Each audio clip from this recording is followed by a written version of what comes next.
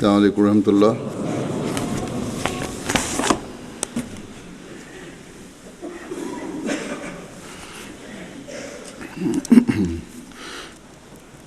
أشهد أن لا إله إلا الله وحده لا شريك له وأشهد أن محمدا عبده ورسوله. أما بعد فأعوذ بالله من الشيطان الرجيم. بسم الله الرحمن الرحيم. الحمد لله رب العالمين الرحمن الرحيم مالك يوم الدين. إياك نعبد وإياك نستعين. اهدنا الصراط المستقيم صراط الذين أنعمت عليهم غير المغضوب عليهم ولا الضالين.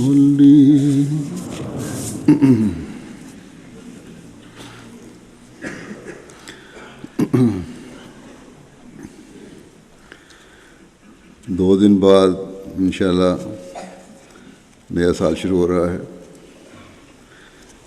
ہم مسلمان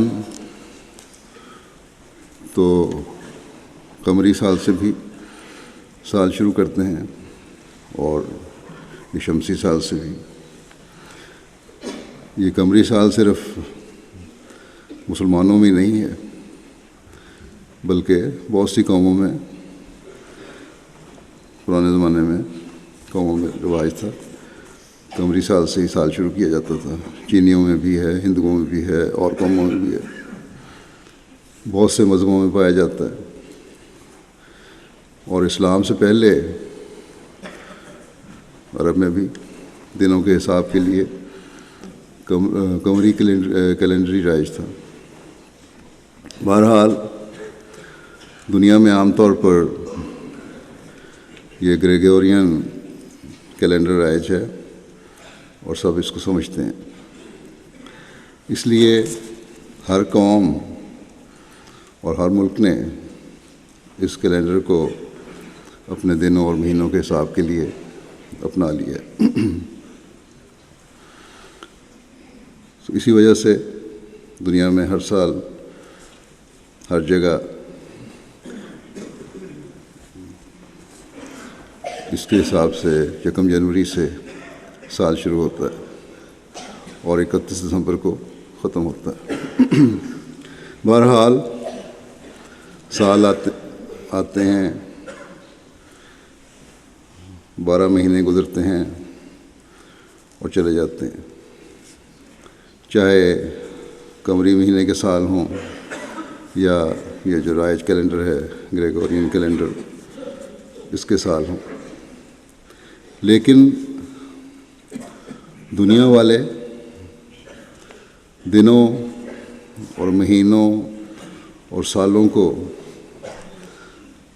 دنیاوی گل گپاڑے اور ہاؤ ہو اور دنیاوی تسکین کے کاموں میں گزار کر بیٹھ جاتے ہیں،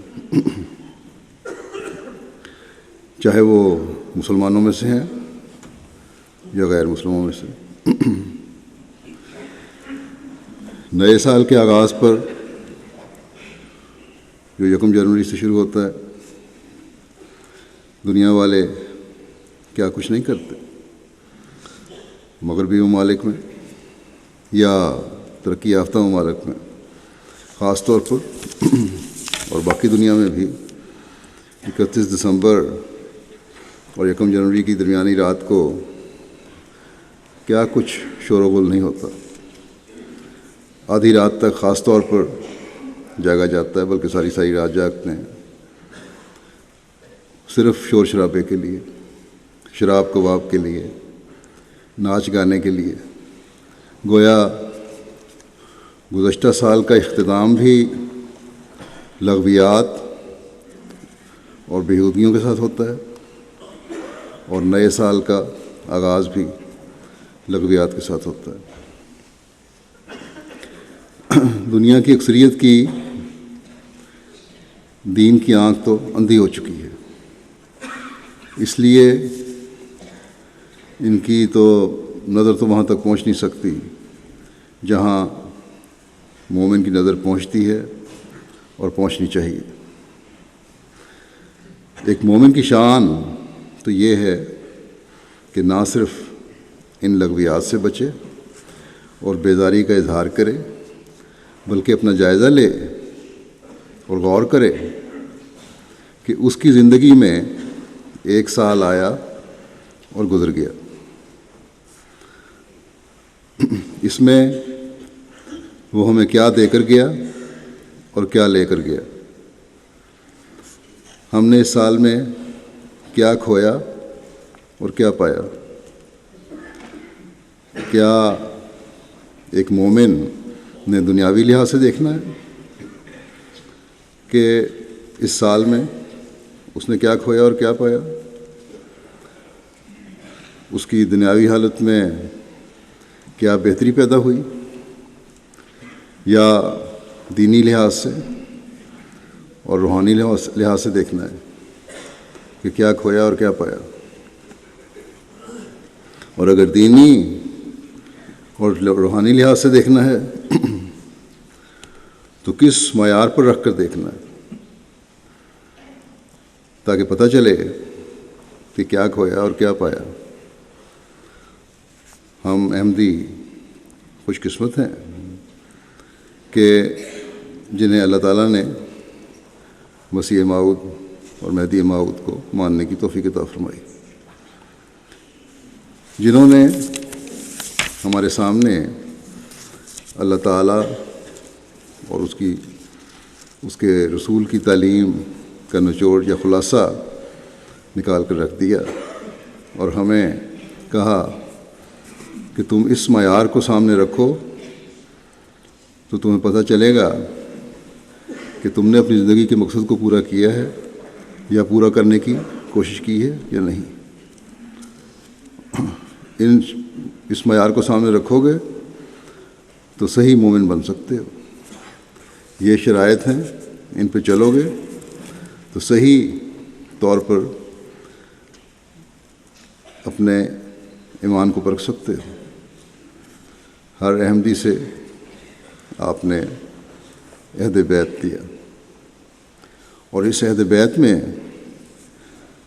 شرائط بیعت ہمارے سامنے رکھ کر لاہ عمل ہمیں دے دیا، جس پر عمل اور اس عمل کا ہر روز، ہر ہفتے، ہر مہینے اور ہر سال ایک جائزہ لینے کی ہر احمدی سے امید اور توقع بھی کی۔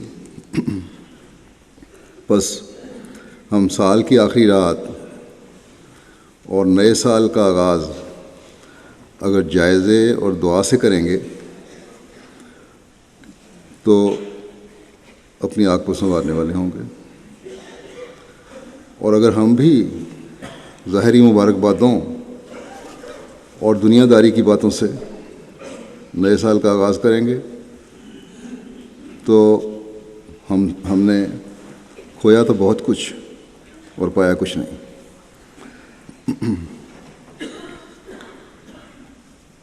یا بہت تھوڑا پایا۔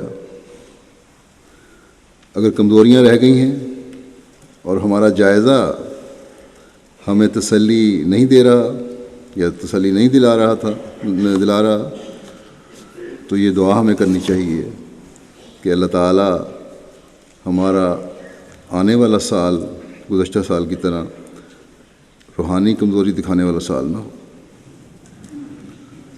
بلکہ ہمارا ہر قدم اللہ تعالیٰ کی رضا کے حصول کے لیے اٹھنے والا قدم ہو، ہمارا ہر دن اسوہ رسول صلی اللہ علیہ وسلم پر چلنے والا دن ہو۔ ہمارے دن اور رات حضرت مسیح موعود علیہ الصلوۃ والسلام سے عہد بیعت نبھانے کی طرف لے جانے والے ہوں۔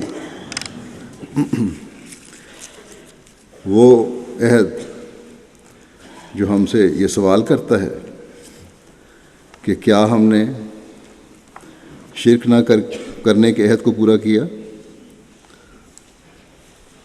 بتوں اور سورج چاند کو پوجنے کا شرک نہیں، بلکہ حضرت صلی اللہ علیہ وسلم کے فرمان کے مطابق وہ شرک جو اعمال میں ریا اور دکھاوے کا شرک ہے، وہ شرک جو مخفی خواہشات میں مبتلا ہونے کا شرک ہے۔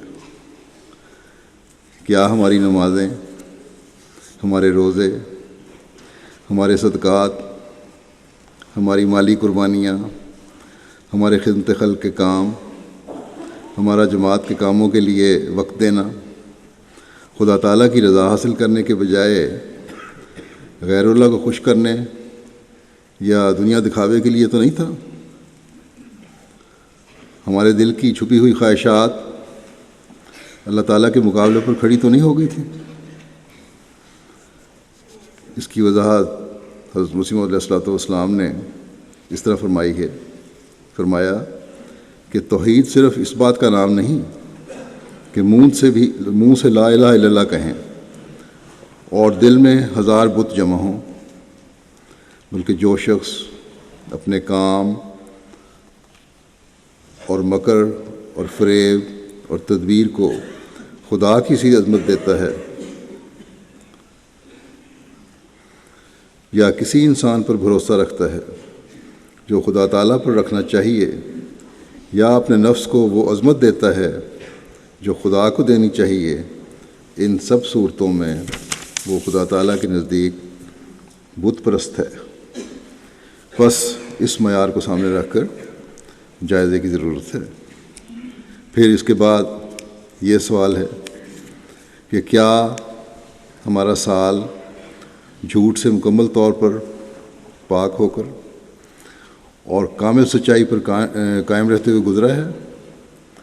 یعنی ایسا موقع آنے پر جب سچائی کے اظہار سے اپنا نقصان ہو رہا ہو لیکن پھر بھی سچائی کو نہ چھوڑا جائے۔ حضرت مسیح موعود علیہ الصلوۃ والسلام نے اس کا معیار یہ مقرر فرمایا ہے کہ جب تک انسان ان نفسانی اغراض سے علیحدہ نہ ہو جو راست گوئی سے روک دیتے ہیں، تب تک حقیقی طور پر راست گو نہیں ٹھہر سکتا۔ فرمایا سچ کے بولنے کا بڑا بھاری محل اور موقع وہی ہے جس میں اپنی جان یا مال یا آبرو کا اندیشہ ہو۔ پھر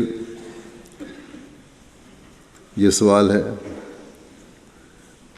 کیا ہم نے اپنے آپ کو ایسی تقریبوں سے دور رکھا ہے جن سے گندے خیالات دل میں پیدا ہو سکتے ہیں؟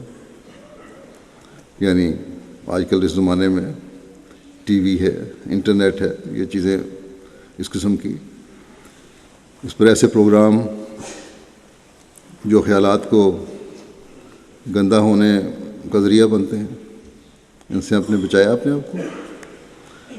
اگر ہم ان ذریعوں سے گندی فلمیں اور پروگرام دیکھ رہے ہیں تو ہم عہد بیعت سے دور ہٹ گئے ہیں اور ہماری حالت قابل فکر ہے، کیونکہ یہ باتیں ایک قسم کے زنا کی طرف لے جاتی ہیں۔ پھر سوال یہ ہے کہ کیا ہم نے بد نظری سے اپنے آپ کو بچانے کی ہر ممکن کوشش کی ہے اور کر رہے ہیں؟ کیا کیونکہ بد نظری کا جہاں تک سوال ہے،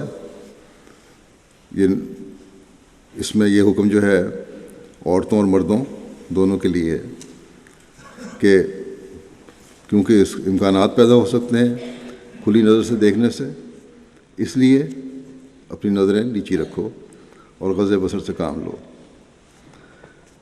پھر سوال یہ ہے کہ کیا ہم نے فسق و فجور کی ہر بات سے اس سال میں بچنے کی کوشش کی ہے؟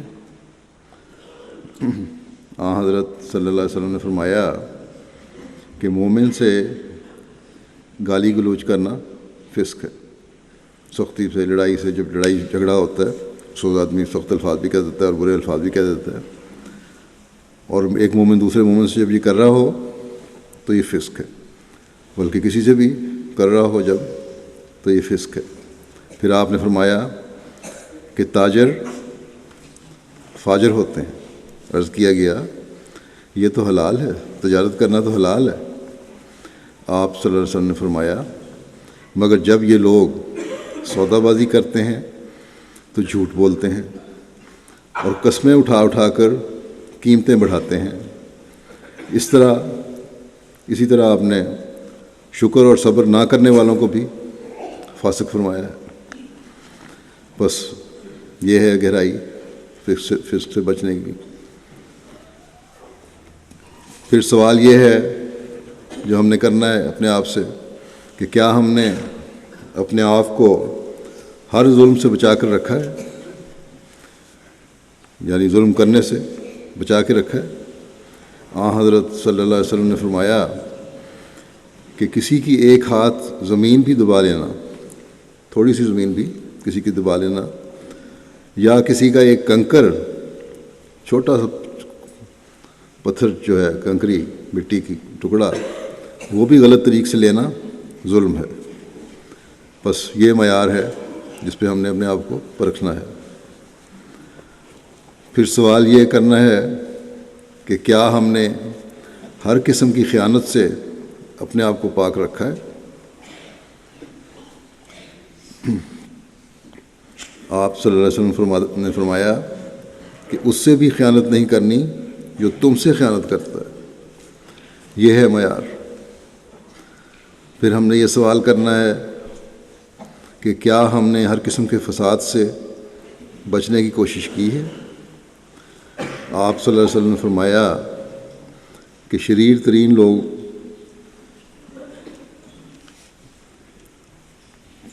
فسادی ہیں، اور یہ فسادی ہیں جو چغل خوری سے فساد پیدا کرتے ہیں، یہاں کی بات وہاں لگائی، ادھر سے ادھر بات پھیلائی، وہ لوگ فسادی ہیں۔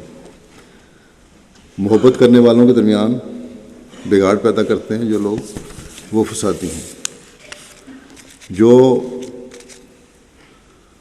فرما بردار ہیں، اطاعت کرنے والے ہیں، نظام کی ہر بات کو ماننے والے ہیں، انہیں، یا دین کی ہر بات کو ماننے والے ہیں، اس سے انہیں کسی غلط کام میں مبتلا کرنے کی کوشش کرتے ہیں یا گناہ میں مبتلا کرنے کی کوشش کرتے ہیں، وہ فسادی ہیں۔ بس یہ ہے معیار فساد ہونے کا اور فساد سے بچنے کا۔ پھر سوال یہ ہے کہ کیا ہر قسم کے باغیانہ رویے سے پرہیز کرنے والے ہم ہیں؟ پھر یہ سوال ہے کہ کیا ہم نے نفسانی جوشوں سے مغلوب تو نہیں ہو جاتے؟ آج کل کے زمانے میں جبکہ ہر طرف بے حیائی پھیلی ہوئی ہے، ان نفسانی جوشوں سے بچنا بھی ایک جہاد ہے۔ پھر سوال یہ ہے کہ کیا ہم 5 وقت نمازوں کا التزام کرتے رہے ہیں، سال میں باقاعدگی سے پڑھتے رہے ہیں، کہ اس کی کئی جگہ اللہ تعالیٰ نے قرآن کریم میں تلقین فرمائی ہے، نصیحت فرمائی ہے، بلکہ ہدایت حکم دیا ہے۔ اور حضرت صلی اللہ علیہ وسلم نے فرمایا کہ نماز کو چھوڑنا انسان کو شرک اور کفر کے قریب کر دیتا ہے۔ پھر ہم نے یہ سوال کرنا ہے کہ کیا نماز تہجد پڑھنے کی طرف ہماری توجہ رہی؟ کہ حضرت صلی اللہ علیہ وسلم کا اس بارے میں ارشاد ہے کہ نماز تہجد کا التزام کرو، اس میں باقاعدگی پیدا کرنے کی کوشش کرو. یہ صالحین کا طریق ہے. یہ فرمایا کہ یہ قرب الہی کا ذریعہ ہے. فرمایا کہ اس کی عادت گناہوں سے روکتی ہے. فرمایا کہ برائیوں کو ختم کرتی ہے اور جسمانی بیماریوں سے بھی بچاتی ہے. پھر ہم نے یہ سوال کرنا ہے کہ کیا ہم حضرت صلی اللہ علیہ وسلم پر درود بھیجنے کی باقاعدہ کوشش کرتے رہے ہیں یا کرتے ہیں؟ کہ یہ اللہ تعالیٰ کے خاص حکموں میں سے ایک حکم ہے مومنوں کو، اور یہ دعاؤں کی قبولیت کا ذریعہ بھی ہے. حضرت صلی اللہ علیہ وسلم نے فرمایا اگر درود کے بغیر دعائیں ہیں تو یہ زمین اور آسمان کے درمیان ٹھہر جاتی ہیں. اگر تم نے درود نہیں پڑھا اور تم دعائیں کر رہے ہو تو زمین سے اٹھیں گی دعائیں، آسمان تک نہیں پہنچیں گی، درمیان میں ٹھہر جائیں گی. اور کیونکہ ان میں وہ طریق شامل نہیں جو اللہ تعالیٰ نے بتایا ہے. آسمان تک پہنچانے کے لیے ضروری ہے کہ دعاؤں کے ساتھ درود بھی ہو. پھر سوال ہم نے یہ کرنا ہے کہ کیا ہم باقاعدگی سے استغفار کرتے رہے ہیں؟ حضرت صلی اللہ علیہ وسلم فرماتے ہیں کہ جو شخص استغفار کو چمٹا رہتا ہے، یعنی باقاعدگی سے کرتا رہتا ہے، اللہ تعالیٰ اس کے لیے ہر تنگی سے نکلنے کی راہ بنا دیتا ہے اور ہر مشکل سے کشائش کی راہ پیدا کر دیتا ہے، اور اسے ان راہوں سے رزق عطا کرتا ہے جس کا وہ تصور بھی نہیں کر سکتا. پھر سوال یہ ہے کہ کیا اللہ تعالیٰ کی حمد کرنے کی طرف ہماری توجہ رہی؟ کہ حضرت صلی اللہ علیہ وسلم نے فرمایا ہے کہ اللہ تعالیٰ کی حمد کے بغیر شروع کیا جانے والا کام ناقص رہتا ہے، بے برکت ہوتا ہے، بے اثر ہوتا ہے. پھر سوال یہ ہے کہ کیا ہم اپنوں اور غیروں سب کو کسی بھی قسم کی تکلیف پہنچانے سے گریز کرتے رہے ہیں؟ کیا ہمارے ہاتھ اور ہماری زبانیں دوسروں کو تکلیف پہنچانے سے بچی رہی ہیں؟ کیا ہم عفو اور درگزر سے کام لیتے رہے ہیں؟ کیا عاجزی اور انکساری ہمارا امتیاز رہا ہے؟ کیا خوشی، غمی، تنگی اور آسائش ہر حالت میں ہم خدا تعالیٰ کے ساتھ وفا کا تعلق رکھتے رہے ہیں؟ کبھی کوئی شکوہ تو نہیں پیدا ہوا اللہ تعالیٰ سے کہ میری دعائیں کیوں قبول نہیں کی گئیں یا مجھے اس تکلیف میں کیوں مبتلا کیا گیا ہے؟ اگر یہ شکوہ ہے تو وہ انسان مومن نہیں رہ سکتا. پھر سوال یہ ہے کہ کیا ہر قسم کی رسوم اور ہوا ہوس کی باتوں سے ہم نے پوری طرح بچنے کی کوشش کی ہے؟ حضرت صلی اللہ علیہ وسلم نے فرمایا کہ یہ رسوم اور بدعات تمہیں گمراہی کی طرف لے جاتی ہیں، ان سے بچو. پھر سوال یہ ہے کہ کیا قرآن کریم اور حضرت صلی اللہ علیہ وسلم کے احکامات اور ارشادات کو ہم مکمل طور پر اختیار کرنے کی کوشش کرتے رہے ہیں؟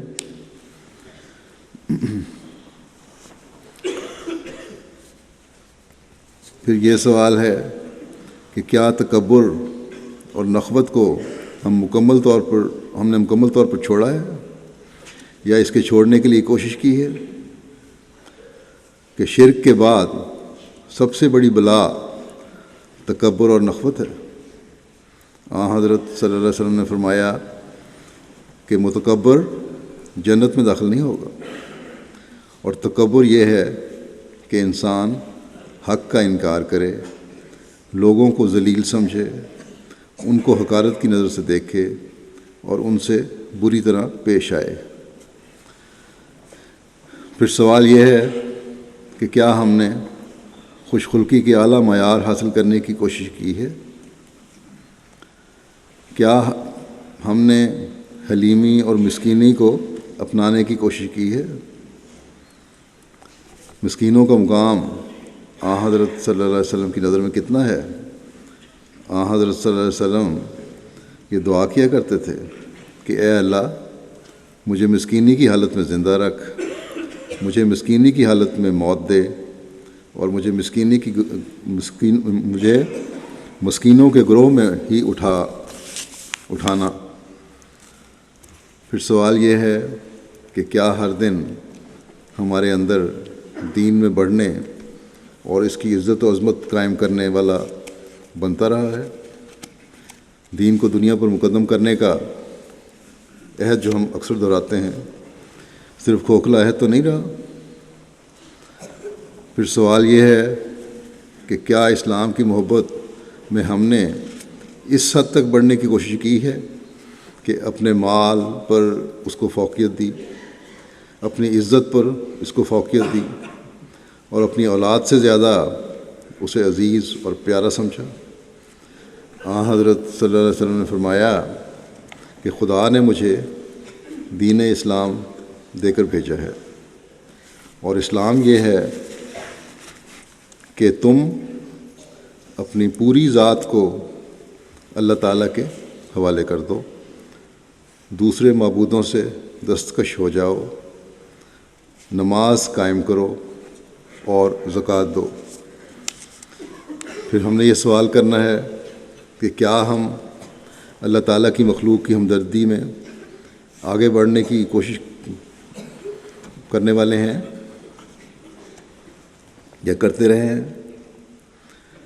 پھر یہ سوال ہے کہ اپنی تمام تر استعدادوں کے ساتھ مخلوق خدا کو فائدہ پہنچانے کی کوشش کرتے رہے ہیں؟ حضرت صلی اللہ علیہ وسلم نے فرمایا کہ تمام مخلوقات اللہ تعالیٰ کی عیال ہے، بس اللہ تعالیٰ کو اپنی مخلوقات میں سے وہ شخص بہت پسند ہے جو اس کے عیال کے ساتھ اچھا سلوک کرتا ہے اور ان کی ضروریات کا خیال رکھتا ہے۔ پھر یہ سوال ہے کہ کیا یہ دعا کرتے رہے اور اپنے بچوں کو بھی نصیحت کرتے رہے کہ حضرت مسیح موعود علیہ السلام کی اطاعت کے معیار ہمیشہ ہم میں قائم رہیں، ہم ہمیشہ آپ کی اطاعت کرتے رہیں اعلیٰ معیاروں کے ساتھ، اور اس میں بڑھتے بھی رہیں۔ پھر یہ سوال ہے کیا تعلق اخوت اور اطاعت اس حد تک بڑھایا ہے ہم نے حضرت مسیح علیہ السلام سے کہ باقی تمام دنیاوی رشتے اس کے سامنے ہیچ ہو جائیں، معمولی سمجھے جانے لگیں؟ پھر یہ سوال ہے کہ کیا خلافت احمدیہ سے وفا اور اطاعت کے تعلق میں قائم رہنے اور بڑھنے کی ہم دعا کرتے رہے سال کے دوران؟ کیا اپنے بچوں کو خلافت احمدیہ سے وابستہ رہنے اور وفا کا تعلق رکھنے کی طرف توجہ دلاتے رہے اور اس کے لیے دعا کرتے رہے کہ ان میں یہ توجہ پیدا ہو؟ پھر سوال یہ ہے کہ کیا خلیفہ وقت اور جماعت کے لیے باقاعدگی سے دعا کرتے رہے؟ اگر تو اکثر سوالوں کے مثبت جواب کے ساتھ یہ سال گزرا ہے تو کچھ کمزوریاں رہنے کے باوجود ہم نے بہت کچھ پایا۔ اگر زیادہ جواب نفی میں ہیں، اتنے سوال میں نے اٹھائے ہیں، تو پھر قابل فکر حالت ہے، ہمیں اپنی حالتوں پر غور کرنا چاہیے، اور اس کا مداوع اسی طرح ہو سکتا ہے کہ ان راتوں میں یہ دعا کریں، آج کی رات بھی ہے اور کل آخری رات ہے، اور مصمم ارادہ کریں اور ایک عہد کریں، اور خاص طور پر نئے سال کے بعد میں یہ دعا کریں کہ اللہ تعالیٰ ہماری گزشتہ کوتاہیوں اور کمیوں کو معاف فرمائے، اور نئے سال میں ہمیں زیادہ سے زیادہ پانے کی توفیق دے، ہم کھونے والے نہ ہوں، اور ہم ان مومنین میں شامل ہوں جو اللہ تعالیٰ کی رضا کے حصول کے لیے اپنا سب کچھ قربان کرنے کے لیے تیار رہتے ہیں۔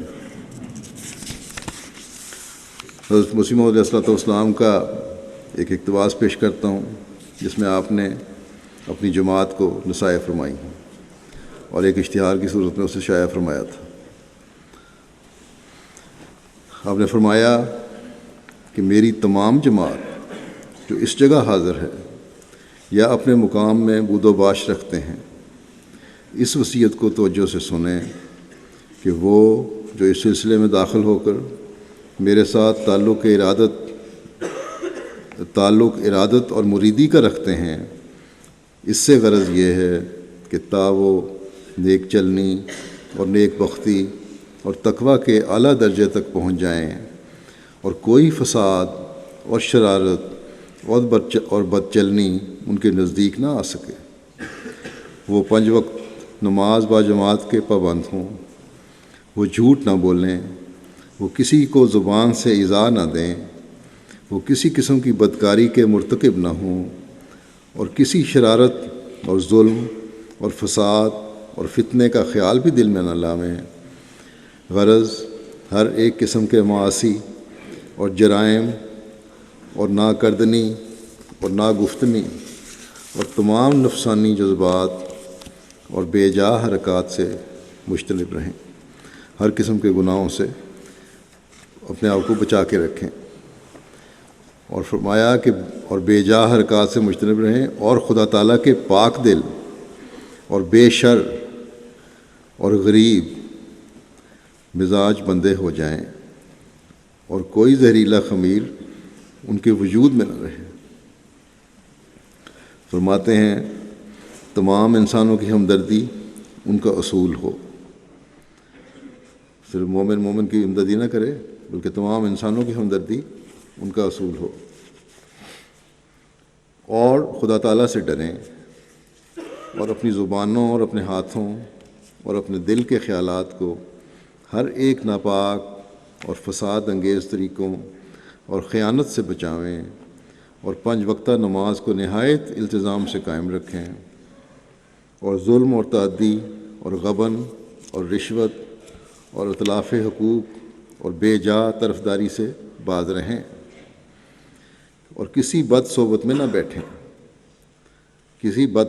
بیٹھیں، اور اگر بعد میں ثابت ہو کہ ایک شخص جو ان کے ساتھ آمد و رفت رکھتا ہے وہ خدا تعالیٰ کے احکام کا پابند نہیں ہے یا حقوق عباد کی کچھ پرواہ نہیں رکھتا، اور یا ظالم طبع اور شریر مزاج اور بد چلن آدمی ہے، اور یا یہ کہ جس شخص سے تمہیں تعلق بیعت اور ارادت ہے اس کی نسبت ناحق اور بے وجہ بدگوئی اور بے زبان درازی اور بد زبانی اور بہتان اور افتراء کی عادت جاری رکھ کر خدا تعالیٰ کے بندوں کو دھوکہ دینا چاہتا ہے، تو تم پر لازم ہوگا کہ اس بدی کو اپنے درمیان سے دور کرو اور ایسے انسان سے پرہیز کرو جو خطرناک ہے۔ یعنی ہر وہ شخص جو حضرت مسیح علیہ السلام کے خلاف بولتا ہے اس کی صحبت میں بیٹھنے سے، اس سے دوستی رکھنے سے، اس سے تعلق رکھنے سے بچو، کیونکہ یہ بہت خطرناک چیز ہے۔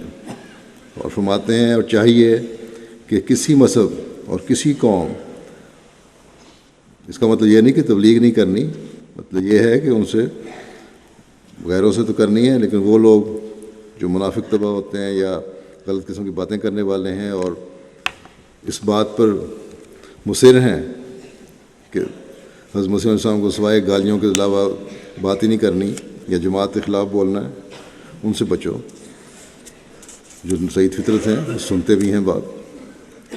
پھر آپ فرماتے ہیں کہ اور چاہیے کہ کسی مذہب اور کسی قوم اور کسی گروہ کے آدمی کو نقصان رسانی کا ارادہ مت کرو، اور ہر ایک کے لیے سچے ناصح بنو، اور چاہیے کہ شریروں اور بدماشوں اور مفسدوں اور بد چلنوں کو ہرگز تمہاری مجلس میں گزر نہ ہو، اور نہ تمہارے مکانوں میں رہ سکیں کہ وہ کسی وقت تمہاری ٹھوکر کا موجب ہوں گے۔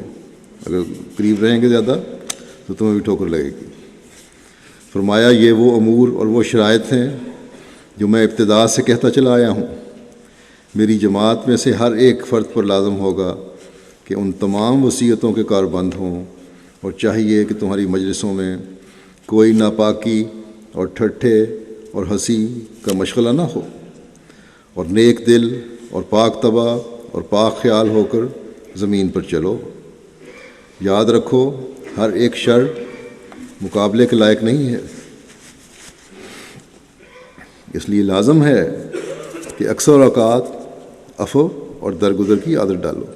ہر جگہ مقابلہ کرنے کی ضرورت نہیں ہے، معاف کرنے کی عادت ڈالو اور صبر اور حلم سے کام لو، اور کسی پر ناجائز طریق سے حملہ نہ کرو، اور جذبات نفس کو دبائے رکھو، اور اگر کوئی بحث کرو یا کوئی مذہبی گفتگو ہو تو نرم الفاظ اور مہذبانہ طریق سے کرو۔ بحث کرنی ہے، مذہبی گفتگو کرنی ہے، کرو لیکن مہذبانہ طریق پر۔ اور اگر کوئی جہالت سے پیش آوے تو سلام کہہ کر ایسی مجلس سے جلد اٹھ جاؤ۔ اگر تم ستائے جاؤ اور گالیاں دیے جاؤ اور تمہارے حق میں برے برے الفاظ کہے جائیں تو ہوشیار رہو کہ صفحات کے ساتھ تمہارا مقابلہ نہ ہو، ورنہ تم بھی ویسے ہی ٹھہرو گے جیسا کہ وہ ہیں۔ خدا تعالیٰ چاہتا ہے کہ تمہیں ایک ایسی جماعت بنا دے کہ تم تمام دنیا کے لیے نیکی اور راست بازی کا نمونہ ٹھہرو۔ سو اپنے درمیان سے ایسے شخص کو جلد نکالو جو بدی اور شرارت اور فتنہ انگیزی اور بدنفسی کا نمونہ ہے۔ جو شخص ہماری جماعت میں غربت اور نیکی اور پرہیزگاری اور حلم اور نرم زبانی اور نیک مزاجی اور نیک چلنی کے ساتھ نہیں رہ سکتا، وہ جلد ہم سے جدا ہو جائے، کیونکہ ہمارا خدا نہیں چاہتا کہ ایسا شخص ہم میں رہے، اور یقیناً وہ بدبختی میں مرے گا کیونکہ اس نے نیک راہ کو اختیار نہ کیا۔ سو تم ہوشیار ہو جاؤ اور واقعی نیک دل اور غریب مزاج اور راست باز بن جاؤ۔ تم 5 وقتہ نماز اور اخلاقی حالت سے شناخت کیے جاؤ گے، اور جس میں بدی کا بیج ہے وہ اس نصیحت پر قائم نہیں رہ سکے گا۔ فرماتے ہیں کہ چاہیے کہ تمہارے دل فریب سے پاک اور تمہارے ہاتھ ظلم سے بری اور تمہاری آنکھیں ناپاکی سے منزہ ہوں، اور تمہارے اندر بجوز راستی اور ہمدردی خلائق کے اور کچھ نہ ہو۔ میرے دوست جو میرے پاس قادیان میں رہتے ہیں، میں فرماتے ہیں کہ امید رکھتا ہوں کہ وہ اپنے تمام انسانی قوا میں اعلیٰ نمونہ دکھائیں گے۔ فرماتے ہیں کہ میں نہیں چاہتا کہ اس نیک جماعت میں کبھی کوئی ایسا آدمی مل کر رہے جس کے حالات مشتبہ ہوں، یا جس کے چال چلن پر کسی قسم کا اعتراض ہو سکے، یا اس کی طبیعت میں کسی قسم کی مفسدہ پردازی ہو، یا کسی اور قسم کی ناپاکی اس میں پائی جائے۔ لہٰذا ہم پر یہ واجب اور فرض ہوگا کہ اگر ہم کسی کی نسبت کوئی شکایت سنیں گے کہ وہ خدا تعالیٰ کے فرائض کو عمداً ضائع کرتا ہے، جان بوجھ کر ضائع کرتا ہے، یا کسی ٹھٹھے اور بےہودگی کی مجلس میں بیٹھا ہوا ہے، مخالفین کی ایسی مجلسوں میں بیٹھتا ہے جہاں ٹھٹھا اور بےہودگی ہو رہی ہے، یا ویسے ایسی مجالس ہیں جو گندی مجالس ہیں، یا کسی اور قسم کی بدچلنی اس میں ہے، تو وہ فی الفور اپنی جماعت سے الگ کر دیا جائے گا۔ پھر آپ فرماتے ہیں اصل بات یہ ہے کہ کھیت جو محنت سے تیار کیا جاتا اور پکایا جاتا ہے، اس کے ساتھ خراب بوٹیاں بھی پیدا ہو جاتی ہیں جو کاٹنے اور جلانے کے لائق ہوتی ہیں۔ ایسا ہی قانون قدرت چلا آیا ہے جس سے ہماری جماعت باہر نہیں ہو سکتی، اور میں جانتا ہوں کہ وہ لوگ جو حقیقی طور پر میری جماعت میں داخل ہیں، ان کے دل خدا تعالیٰ نے ایسے رکھے ہیں کہ وہ طبعاً بدی سے متنفر اور نیکی سے پیار کرتے ہیں، اور میں امید رکھتا ہوں کہ وہ اپنی زندگی کا بہت اچھا نمونہ لوگوں کے لیے ظاہر کریں گے۔ اللہ تعالیٰ کرے کہ ہم حضرت مسیح علیہ السلام کی اس نصیحت اور اس انتباہ کو سامنے رکھتے ہوئے اپنی زندگیاں گزارنے والے ہوں۔ جو عہد بیعت ہم نے کیا ہے اسے پورا کرنے والے ہوں۔ ہماری زندگیاں اللہ تعالیٰ کی رضا کے حصول کے لیے گزرنے والی ہوں۔ ہم اپنی زندگیوں کو حضرت مسیح علیہ السلام کی خواہش کے مطابق ڈھالتے ہوئے اپنی زندگی کا اچھا نمونہ لوگوں کے سامنے پیش کرنے والے اور ظاہر کرنے والے ہوں۔ اللہ تعالیٰ ہماری کوتاہیوں سے پردہ پوشی فرماتے ہوئے ہمیں انعامات سے نوازے۔ حضرت مسیح علیہ السلام کی جماعت کے لیے جو کامیابیاں مقدر ہیں وہ ہمیں دکھائے۔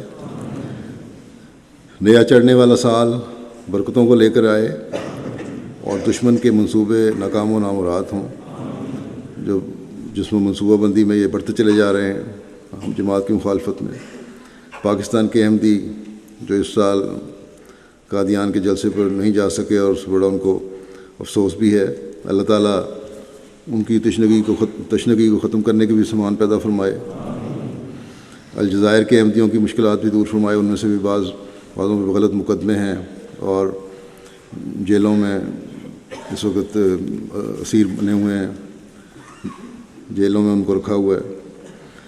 اللہ تعالیٰ ان کی بھی رہائی کے سامان پیدا فرمائے۔ دشمن جب زیادتیوں اور ظالمانہ حرکتوں میں بڑھ رہا ہے تو ہمیں بھی اپنی حالتوں کو اللہ تعالیٰ کی رضا کے مطابق ڈھالتے ہوئے دعاؤں پر زیادہ زور دینے کی ضرورت ہے۔ اللہ تعالیٰ ہمیں اس کی توفیق عطا فرمائے۔